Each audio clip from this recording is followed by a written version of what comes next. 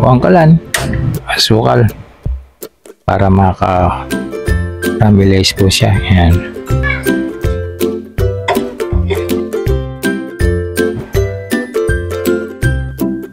Natin yung turon. Kailangan malagay lahat yung mga natutunaw na asukal dito sa turon para maging maka-caramelize po siya. Lumikit po siya sa wrapper. Yan.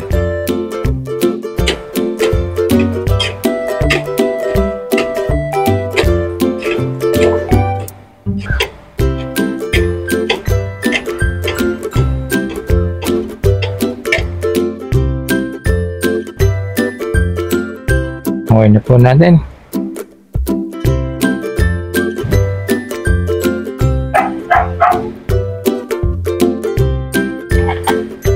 Lagyan po natin ng bago.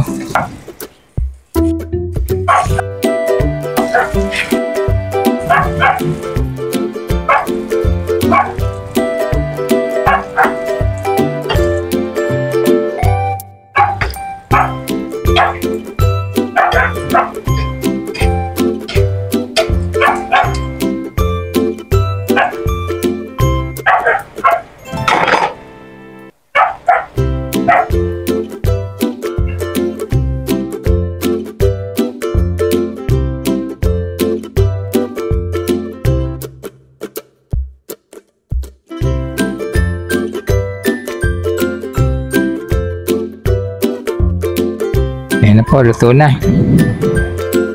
Ito na po yung finished product ng ginawa kong banana turon. Masarap po ito. Hiling ko lang po sa inyo, sana mag-subscribe po kayo at mag-like sa aking channel.